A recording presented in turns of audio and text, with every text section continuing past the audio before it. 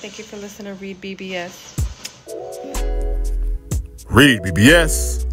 BBS. Get into a little Bud versus Madrimov card. Saturday, August the 3rd, as PBC introduces itself to His Excellency Turkei Alal-Sheikh and his first American show. First show on American soil. The most powerful man in boxing, controller of them deep Saudi pockets, and a boxing fan. I talk about the greater good of boxing quite a bit. Well, His Excellency Turkei Alal-Sheikh represents that, the greater good, where boxing at its best can be and should aspire to be. ISRAIL Madrimov, 10 wins, no losses, 1 draw, 7 KOs. Per BoxRec, he has an international amateur record of 88 wins and 20 defeats. I'm still familiarizing myself with him. I've been watching highlight reels. Need to check out that draw he's got. I need to watch that before the Bud fight. Whenever there's a blemish on a record, I'm looking at the blemish to see what happened. But Madrimov, he's a tough, strong, aggressive Eastern European action fighter. He's got a triple G look to him, physically speaking. He's thickly muscled. In peak condition, he's thickly muscled, which he clearly wasn't at the initial presser. My man, he was kind of soft-bodied, and he's already shorter than Bud, so yeah. He'll look better in the ring than he did at the presser. No biggie. As it all materialized out of nowhere, the fight did. It was brief as fuck, the whole build-up and all of that. Just came out of nowhere. Boom, Bud. 54, interim title. Interim WBO super welterweight title. And Bud, he's seeking to become undisputed 4-belt champion in a 3rd weight class. That would be gangster. But I would be remiss if I didn't point out Bud, he's got a bit of a shaky history with Eastern Europeans, with my Eastern European brothers. Let's not forget Mean Machine, who arguably dropped Bud. I think it was a knockdown. Was Bud hurt on his way to being stopped? No. But he got caught with a shot, and he took a knee. That's a knockdown in this world. Same as when Floyd fought Zab. It wasn't the biggest shot, but Zab countered Floyd. Floyd staggered off, and his glove touched the canvas to keep him from actually falling. That's a knockdown.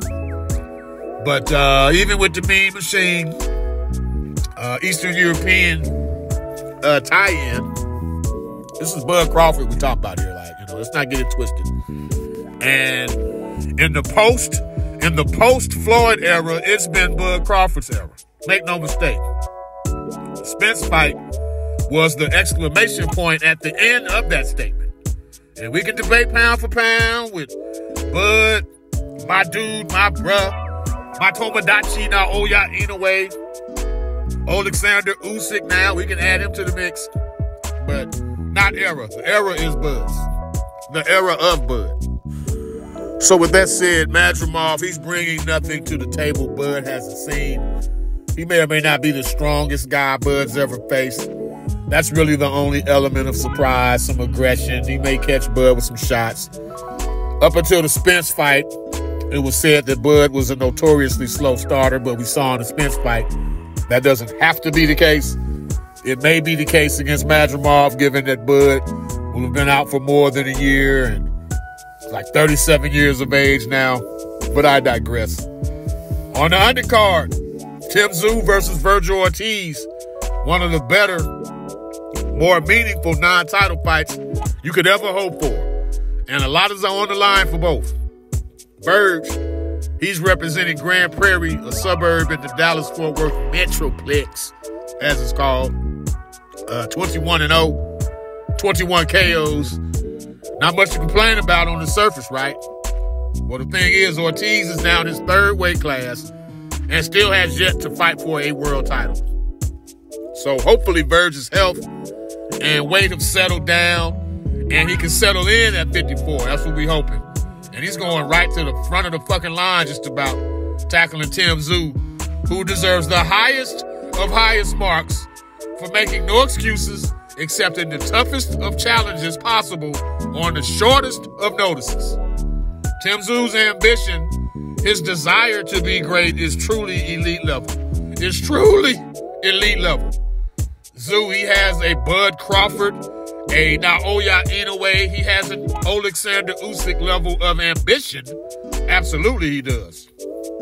But Tim Tszyu's management team, they're there to save Tim Tszyu from himself, and quite frankly, they have not been doing that. More importantly, for all the shit we talk about, a willingness to fight anybody, anywhere, anytime, so to speak, we're just as quick to dismiss a motherfucker for taking an L here or there, too. So we need to find our common ground, too. If and when these L's start stacking up on Tim Tszyu, don't all of a sudden kick him to the curb, you know what I'm saying? But yeah, you don't take a 6'5", 80+ inch reach having motherfucker as an 11th hour replacement opponent. And if you do, is retaining the services of a capable cut man too much to ask? Like, really? Now, to be clear, Tszyu, he only lost to Fundura because he was understandably preoccupied by more blood than a fucking vampire convention. And post Fundura, instead of taking a step back, regrouping, strategically positioning Tszyu into a higher stakes, high dollar affair, or a safer fight until one materializes. No. Here Tszyu is, after a loss, facing a guy with a 1,000% KO ratio. Like, really? You can't make this shit up. Tszyu, now he can beat Virgil Ortiz, but Virgil Ortiz can beat Tszyu just as easily. That's my point. Perhaps even easier. You know what I'm saying? I'll save a prediction for a later video, but the risk-reward factor on Tszyu's side of the equation, it just ain't there. It's way out of whack.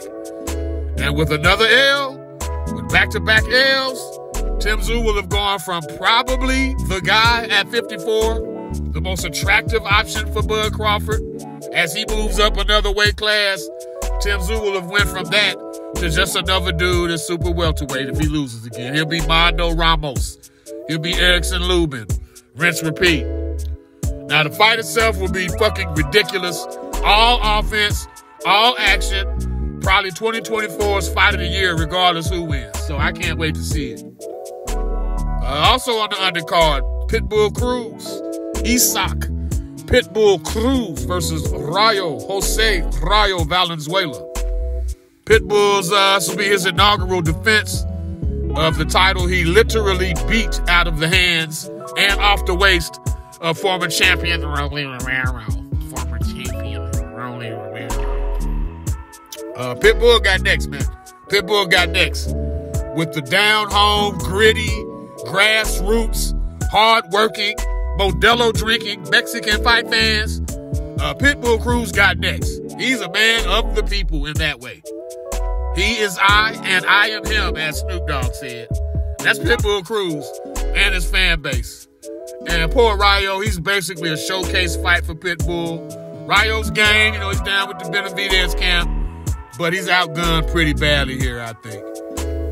We also got bad-built Andy Ruiz versus chunky Gerald Miller. And that one, give me the fat motherfucker. I'll go ahead and predict that. Give me the fat motherfucker. And at super middleweight, we got super middleweight stud David Morrell, probably your favorite fighter's favorite fighter. Don't quite know what that's based on. Still wait for someone to tell me that that David Morrell performance, that one guy he beat that just convinced him that everyone's ducking him, like Benavidez, for example. And I have no quarrel with David Morrell. It's just, he's fought no one. Like, I haven't even seen a motherfucker hit David Morrell back yet. Like, no exaggeration. I ain't seen nobody hit him back yet. So, excuse me for not being as high on him or sold on him as others seem to be. Rounding out the pay-per-view undercard, we got 2020 Olympic gold medalist Andy Cruz, who I'd like to see a little more excitement in his fights. He's a slick boxer, but there's been no drama or anything thus far in his bouts. But yeah, that rounds out an excellent night of boxing. Excellent, provided by His Excellency, Turkey Alal-Sheikh, and his first American card. So, with all I just listed, if you missed this one, then quite simply, fuck you. REED-BBS, BBS, Blackbird Sugar, Bachelor's in Boxing Studies. Television! Fred Sanford of the fisticuffs. When all is said and done, there's nothing left to say or do.